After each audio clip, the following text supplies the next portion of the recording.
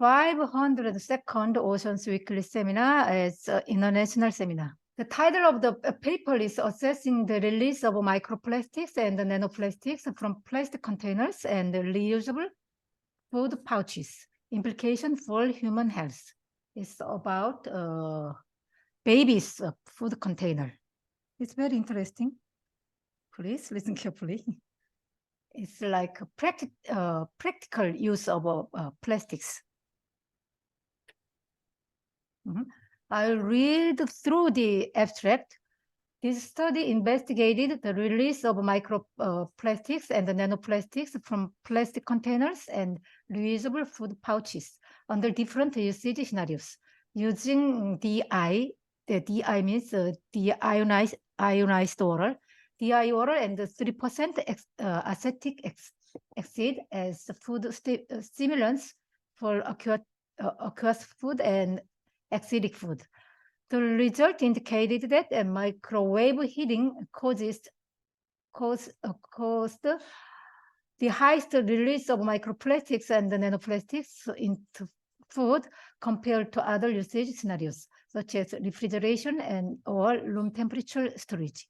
It was found that some containers could release as many as 4.22 million microplastic and 2.11 billion nanoplastic particles from only 1 square centimeter of plastic area within 3 minutes of microwave heating.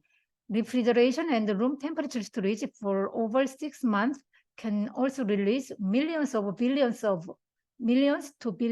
microplastics and nanoplastics. Additionally, the polyethylene-based food pouch released more particles than polypropylene-based plastic containers. Exposure modeling results suggested that the highest estimated daily intake was 20.3 nanogram per kilogram per day for infants drinking microwaved water and 22.1 nanogram per kilogram per day for toddlers consuming microwaved dairy products from polypropylene containers.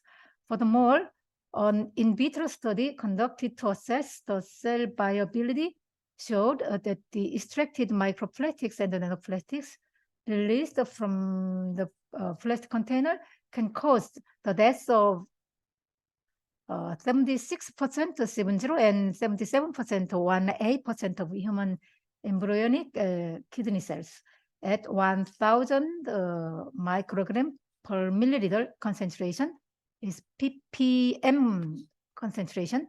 And then it means 1,000 ppm concentration after exposure of 48 and 72 hours respectively. This is the it has main extract of this paper, and this is the graphic abstract. As I read the abstract, they experimented with plastic containers and plastic pouches. This figure shows they microwave the water, plastic container with water with microwave for 3 minutes. Then the heating produced billions of microplastics and the nanoplastics suspended in the water. I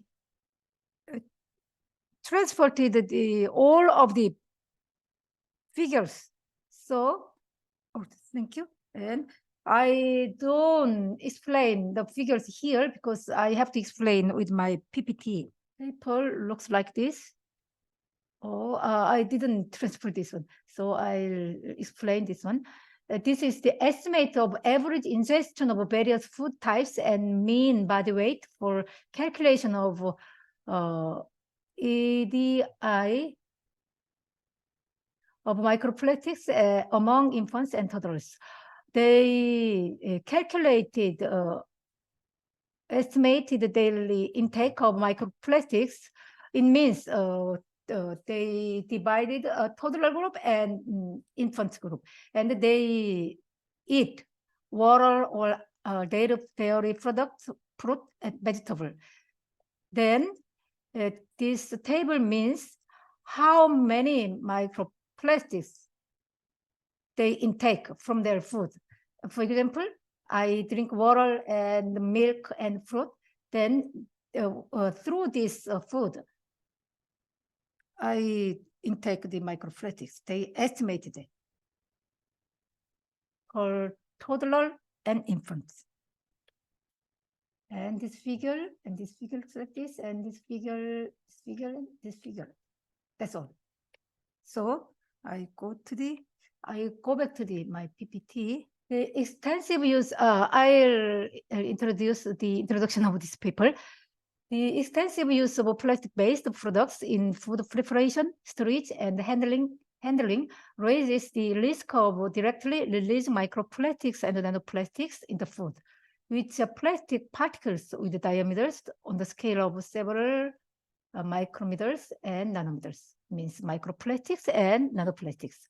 Infants and toddlers are more susceptible to potential health impacts of micro and nanoplastics than adults. Despite the prevalence of other plastic-based baby products, such as plastic containers and food pouches, there is currently no research available on whether they can also serve as source of micro and nanoplastic exposure to infants and toddlers. The objective of this study is to assess the potential risks associated with the use of plastic baby food containers, plastic containers, and the reusable food pouches by investigating the release of micro and nanoplastics and estimating their potential exposure for infants and toddlers, and evaluating their cytotoxicity to human embryonic kidney cells. This is the introduction, and I'll introduce the materials and methods. 2 brands of baby food containers made of polypropylene and 1 brand of reusable food pouch without material information were prepared. The food pouch was revealed made of polyethylene, this paper said, and materials and property characterization, crystalline structure and thermal stability of sample were analyzed. This analysis is for reveal the structure of the chemicals. Release experiment to simulate different types of food. 2 different food simulants were used in the release of experiment. Nanopure deionized water, I call it DI water from now on, and 3% of ACS grade acetic acid. I call it acetic food, all acetic acid from now on. As control, so both DI water and acetic acid were stored in a glass beaker and analyzed separately. This is a control. And the refrigerators for 6 to 12 months for container 1 and container 2. The first time they bought 2 brands of baby food plastic container. So one is called container 1 and the other is container 2. And polyethylene food pouch. They refrigerated the 3 of the 3 brands of containers. And later on, they kept those at 20 degrees Celsius for 10 days. And later, for high temperature experiment, they kept these things at 70 Celsius for 2 hours. For room temperature, they kept at 40 degrees Celsius for 10 days. I do not understand 40 degrees Celsius is the room temperature, but they experimented setting for room temperature with 40 degrees. And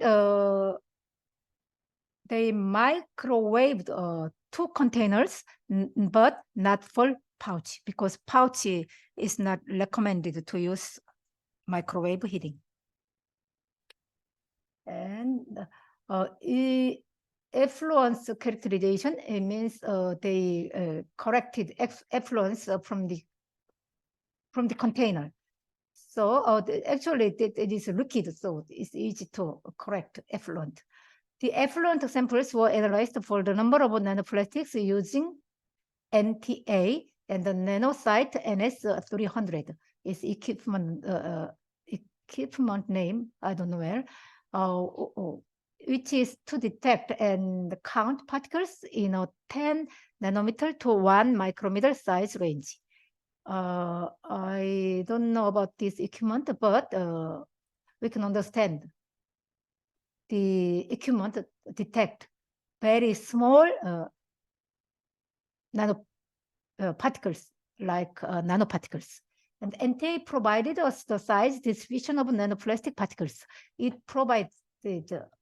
also provided the size information to quantify the number of microplastics in the effluent. Formerly it's nanoplastics, but for microplastics, they used the EVOSFL, although imaging system was used. To ensure accuracy, background particles in the control sample, which did not come into contact with plastic food containers or food pouch, were counted and subtracted from the total microplastics in the effluent. Then with this procedure, they can produce the nanoplastics and microplastics from food container and pouches. And Raman spectroscopy was used to further characterize the released particles in the effluent. For polymer characterization, they used the Raman spectroscopy. And estimated daily intake, they use this equation. C means average concentration of microplastics and nanoplastics in the food, and IR means per capita ingestion rate for food, and divide these two things, multiplied 2 terms and divided by body weight. Then I explain with the table in the first of this presentation, then they can get the EDI value. And in vitro cell viability study, the collected effluent samples were freeze-dried and extracted for microplastics and nanoplastics. An MTT assay was conducted to evaluate in vitro viability after exposure to released plastic particles. MTT assay is done to evaluate cell viability of all cells in culture cells. I don't know about this assay, but we can understand that this is for cell viability, and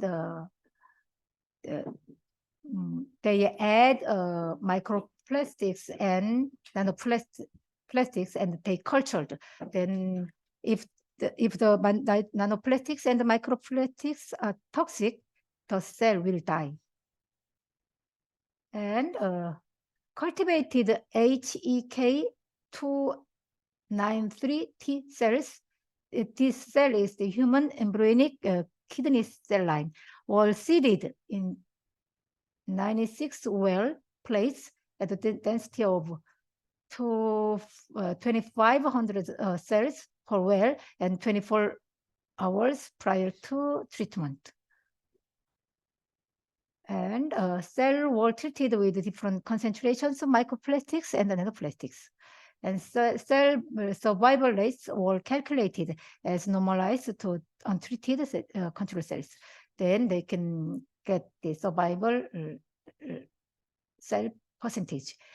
The mean microplastics and the nanoplastic concentration required for 50 growth inhibition. It is called IC50, was determined.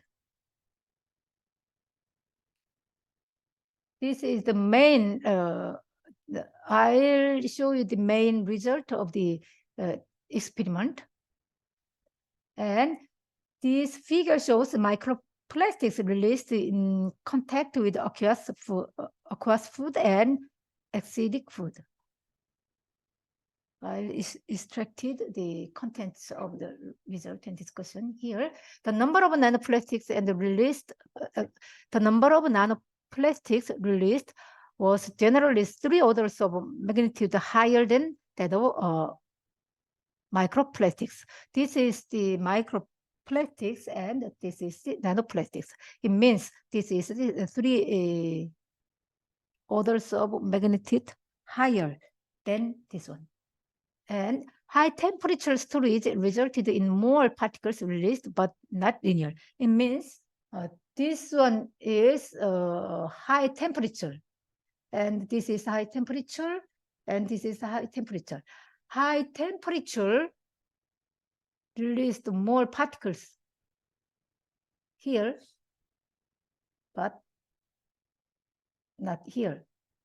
So the content set is not linear. Higher release of plastic particles during microwave heating. Microwave heating here. This is microwave heating. Is attributed to the simultaneously occurrence of. I'll show you this graph first, and I read this one. I think this is easier to understand. And this is high temperature refrigeration, room temperature, high temperature. High temperature released more microplastics in microwave, more than these ones, but it seems similar level.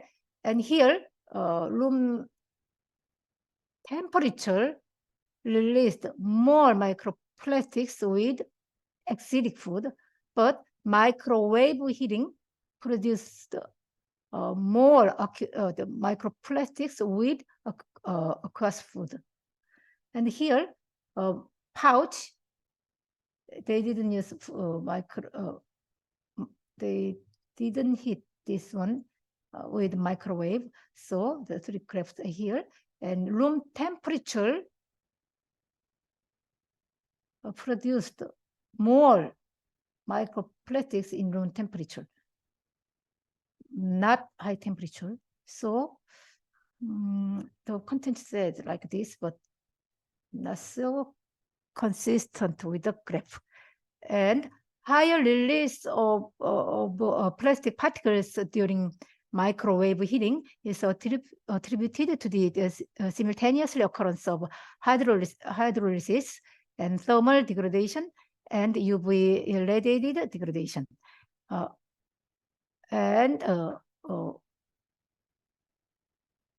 In this process, if we add water, hydrolysis occurred, and higher temperature, with higher temperature heating, plastic loses strength. Then with combination of these 2 processes, more microplastics and more fragmentation occurred, and it means accelerated fragmentation, and more microplastics produced. And the electromagnetic waves of microwave can penetrate the plastic material and hit the inside of the container. Then this process produced more microplastics. And the paper mentioned stabilizer of plastics can reduce the release of microplastics. The stabilizer is additive of the plastics. It's not good for our health. Some stabilizer has a toxic effect, but for microplastics, it is like a positive effect. And nanoplastics, if we show the figure, microwave with acidic food produced much higher nanoplastics, and in container 1, and in container 2, microwave heating with aqueous food produced more nanoplastics. And we in pouch,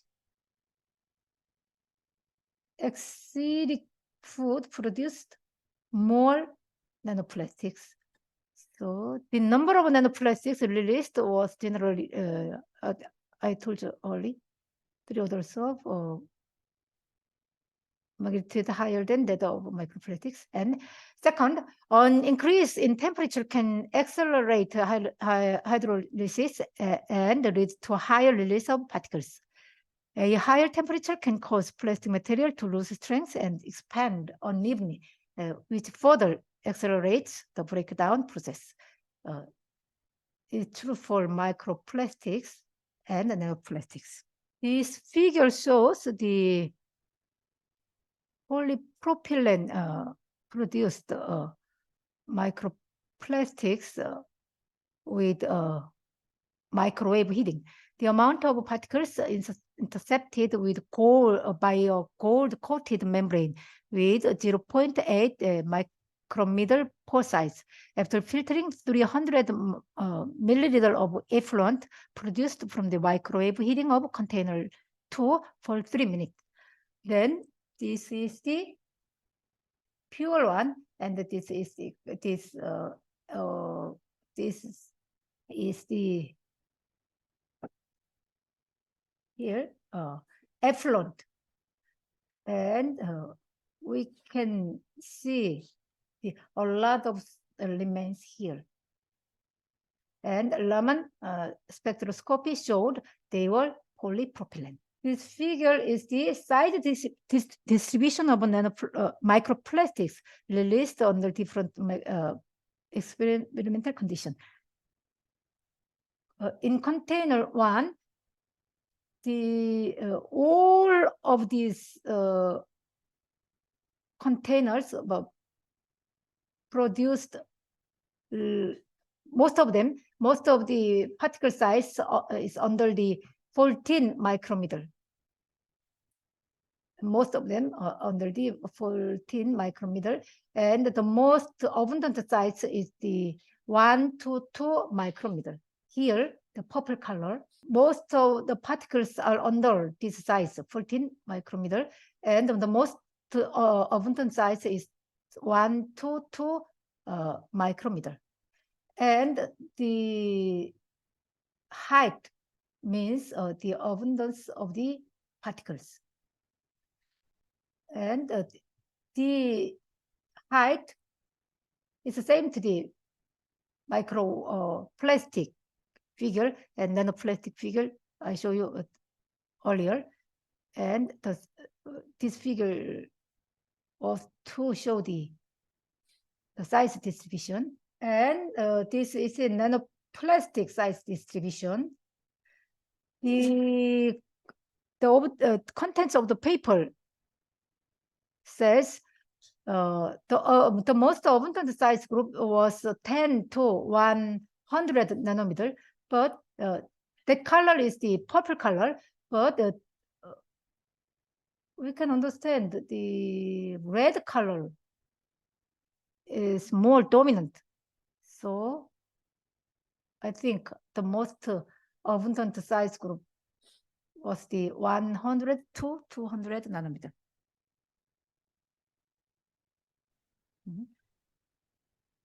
And they experimented the impact of the food types and on particle release. Differences in the amount of plastic particles released into aqueous food and acidic food. This is related to the figure 1, and this is aqueous food and acidic food in container 1. Oh, sorry, in container 2. And more microplastics, with the exception of microwaves, produced with this aqueous food in container 1, and with acidic food more nanoplastics was produced. In container 2, in this food, it means DI water, more microplastics and nanoplastics under high temperature conditions and during microwave heating. But with this food in container 2, more microplastics and nanoplastics under refrigeration and room temperature with the exception of microwaves. This finding was attributed to the accelerated breakdown of primary and secondary nanoplastics under acidic condition, and which can result in particles too small to be detected. This is important finding. And with pouch, higher release of microplastics and nanoplastics into acidic food in all 3 experimental conditions, except for the microplastic count in acidic food. When in contact with acidic food, the release of microplastics and nanoplastics may be intensified due to acid's catalytic role in the hydrolytic breakdown of plastic. And they experimented the impact of plastic properties on particle. Container 1, container 2 are made of polypropylene, but not pure polypropylene. Differences of the release of micro and nanoplastic from container 1, container 2 may be due to the distinct chemical structures of the material used in each container. If you remember the height of the graph from the first and second figure, the height was much different than maybe due to the structure, chemical structure of the polypropylene. And the material of the food pouch was polyethylene. And this polymer structure affected the release of nano and microplastics. The reusable food pouch exhibited much lower melting temperatures than container 1 and container 2, then produced more microplastics and nanoplastics. The pouch, which had the lowest thermal stability, generally released more microplastics and nanoplastics compared to container 1, container 2 in all 3 tested conditions. And exposure assessment is related to the DI intake. That means what they eat and how they weigh. That things influence the EDI value. And the main point is for infant is under 12 months, they drink a lot of water. And if the water was heated by microwave, the most abundant microplastics produced. And for toddler is between 12 months to 24 months children. If they eat dairy products with microwave heating, they intake the most abundant microplastics. Microwave heating may result in higher EDI values of plastic particles compared to room temperature for both infant and toddler. You can understand if you see this height of the graph. And the lowest EDI occurred in vegetable consumption. Here, this is very low, so they enlarged the figure here. This is due to the lower intake of vegetables and the refrigeration conditions. And for figure D, they showed the total EDI value from refrigeration, not microwave. Sorry, I didn't mention this. This is for refrigerated food, and these are refrigerated food for toddler and infants. And for toddler, dairy products produced more microplastics, and water produced more microplastics here. despite releasing the highest number of microplastic and nanoplastics, pouch, red color here, pouch had the lowest EDI values for all food types compared to the other two containers. It is due to the low molecular weight of polyethylene material used in the pouch, which resulted in low mass-based EDI value. This is because they measured the EDI value on the basis of mass. If they count with estimated with number, the result will be different. So they mentioned this. It is unclear whether the mass or the number of particles is more directly linked to the potential health risks. More research, further research may be needed for this one. And in vitro cell viability was higher for the 48 hours of treatment compared to 72 hours. It seems natural because the short time they will survive more, but as the time passed by, the more cell will die. And cell viability for both treatment period gradually increased as the temperature of concentration of plastic particles decreased. And the IC50 value was calculated to be 3,755 and 151 microgram per milliliter for 48 hours and 74 hours of treatment, respectively. Then we can understand that the result is time dependent, and IC50 value is very high because the figures didn't see this value, 3,700, something like that. And pros and cons exist about the cytotoxicity of the microplastics for human intestinal cells. It means in the paper, they introduced the formal studies, but the result were different paper by paper.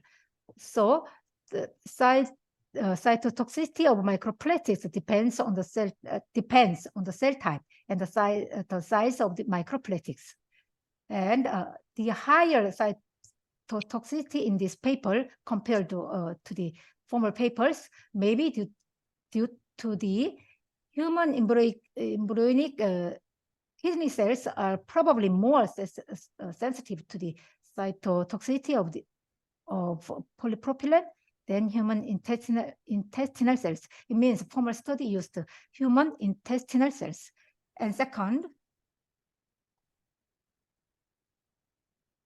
the polypropylene particles used in the reported former studies were larger than and either commercially purchased or artificially synthesized in the lab and released from microwave heating from container and comprising particles from 1 nanometer to 5 micrometer in this study, and indicating size dependency of cytotoxicity. And the paper says irregular shape generally resulted in more cytotoxicity. And this is the rest of the slide. The implication of this study, first one, the intake of microplastics. Infants intake more microplastics through microwaved water stored in a plastic container, and toddlers consumed more microplastics through microwaved dairy products in a container. And collaboration with manufacturers is needed to establish guidelines for the proper use of plastic containers, and urgent need for further studies. While this study used much higher concentrations to measure cytotoxicity, the potential health risks associated with micro and nanoplastic exposure should not be ignored. And the second one is it is imperative to investigate the human health impacts of micro and nanoplastic particles present in food. And this is the last. I'll end my presentation. And now we'll have discussion time. If you have any questions and comments, raise your hand, please. Thank you very much for the interesting paper and presentation. I think this paper will be very, very impactful for the general consumers. Even though they have it has some limitation like over exaggeration of concentration for exposure experiment. So after this seminar, I recommend Jong-soo summarize this one and develop our card news for Instagram and make the public know very well, and they have to avoid plastic containers and food pouches like this. And one other thing is the food pouches, reusable food pouches used in this paper is not clear to me.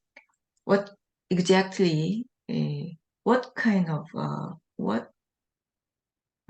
type of pouches were mentioned in this paper. So I also recommend Jong-soo send an email to the authors and have some real photos of the exact image of plastic containers and reusable pouches used in this experiment. Okay. That's it. As far as I know, they experimented with dairy product in the States. They used a lot of reusable pouch, like cylindrical one, and it has this kind of thing, and it has wings like this, and we can put the pouch here, and it has just a ring here, not here, ring here, and the pouch, we can put this here, cylindrical one, and wings, 2 wings here, and put the head of the nipple like that, teats. Okay. And we can sip this drink, dairy product, milk. And this is the reusable. They use a lot of things for dairy product. I think that is the reusable pouch. But we can guess, but we need the exact image. I'll ask. I want to ask, did they specify the size of the container that they did research on? They didn't mention the size of the container. Hi, Jong-soo. Yes. I saw the publication in this year 2023. Do you know when the paper is submitted? This paper is submitted and published already. Yeah, I know that is a public this year, but do you know the study? Do they mention when is they investigate? They submitted it in March this year. Okay. And final publication is June. Okay. I think that's the paper is very important. I also agree with Sunny that the consumer and the citizen should know about information, because normally we think that PP is quite safe for food. So normally at home, sometimes I still use with microwave. So this is a connection between plastic and health. So thank you for your paper. Very interesting. I think I also want to summarize this paper and translate in Vietnamese to share widely about this paper. Hi, this is Jason. Jason. Thank you. This is very shocking numbers and evidence for me.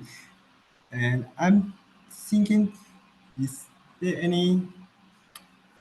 I mean, is this paper can be a trigger or give the food industry some some pressure to improve the packagings, because the most